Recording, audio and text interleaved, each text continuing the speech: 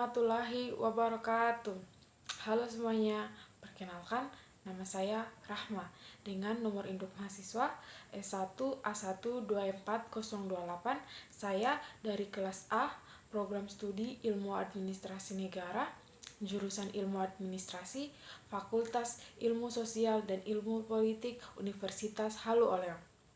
Di sini saya akan memaparkan atau menjelaskan pengetahuan saya tentang identifikasi struktur politik guna untuk memenuhi tugas mata kuliah pengantar ilmu politik yang telah diberikan oleh dosen saya, yaitu Bapak Laode Abdul Musawir SIP MSI. Baik, itulah sekian dari perkenalan dari saya. Saya akan menjelaskan atau memaparkan tentang identifikasi struktur politik, yang dimana identifikasi struktur politik ini terbagi atas dua bagian, yaitu yang pertama infrastruktur politik dan suprastruktur politik.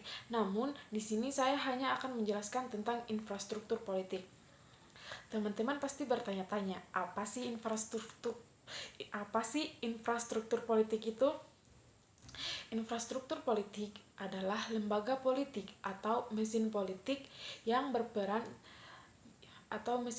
non formal yang berperan secara tidak langsung dalam pengambilan kebijakan-kebijakan publik yang diambil oleh suprastruktur politik guna sebagai penyalur atau penyampai aspirasi berbagai kelompok pada suatu negara dalam lapisan manapun.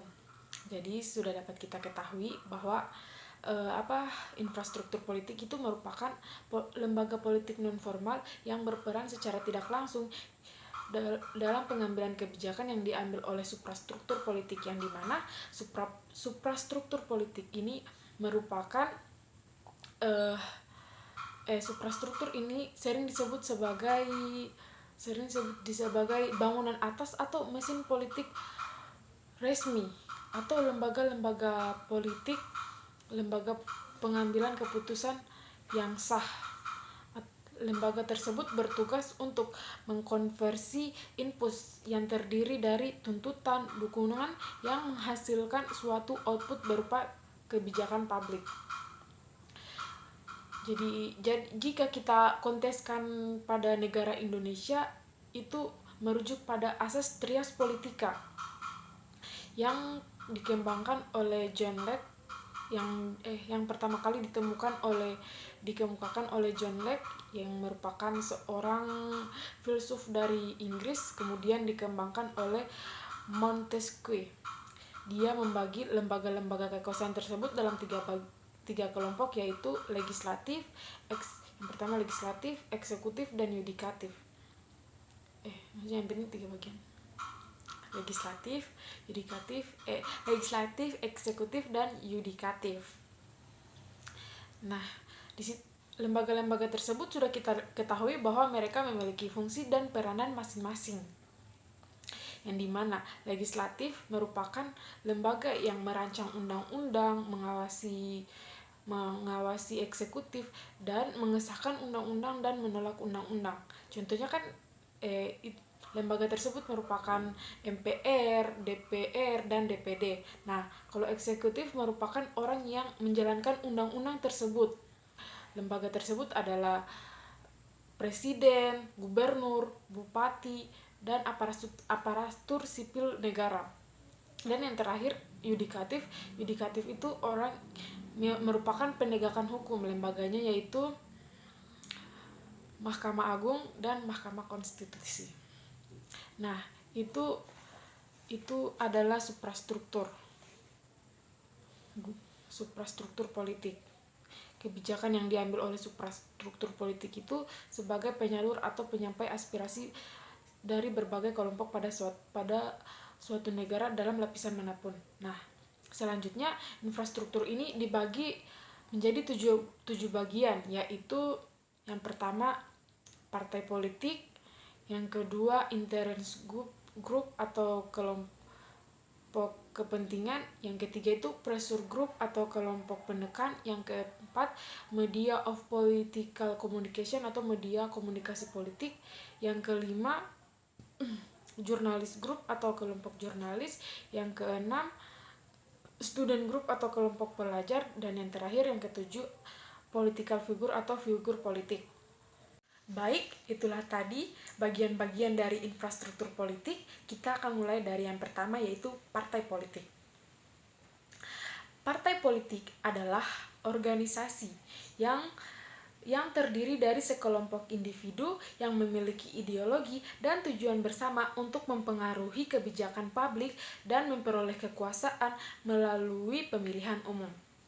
Organisasi ini setidaknya terdapat 5 fungsi dasar sebagai partai politik yang berbadan hukum dan keberadaannya diakui oleh undang-undang, yaitu fungsi artikulasi kepentingan.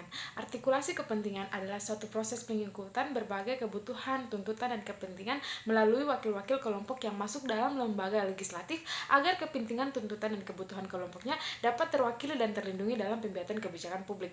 Bentuk artikulasi paling umum di semua sistem politik adalah pengajuan pemohonan secara individual kepada anggota dewan legislatif atau kepala daerah, kepala desa, dan seterusnya. Yang kedua adalah fungsi agregasi kepentingan, merupakan cara bagaimana tuntutan itu yang dilancarkan oleh kelompok-kelompok yang berbeda digabungkan menjadi alternatif pembuatan kebijakan publik. Yang ketiga adalah fungsi sosialisasi politik. Sosialisasi politik merupakan suatu cara memperkenalkan nilai-nilai politik, sikap-sikap, dan etika politik yang berlaku atau dianut oleh suatu negara. Pembentukan sikap-sikap politik atau untuk membentuk suatu sikap keyakinan politik dibutuhkan waktu yang panjang melalui proses yang berlangsung tanpa henti.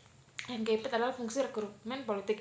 Rekrutmen politik adalah suatu proses seleksi atau rekrutmen anggota-anggota kelompok untuk mewakili kelompoknya dalam jabatan-jabatan administrasi maupun politik. Setiap sistem politik memiliki sistem atau prosedur rekrutmen yang berbeda pola. Rekrutmen anggota partai disesuaikan dengan sistem politik yang dianut.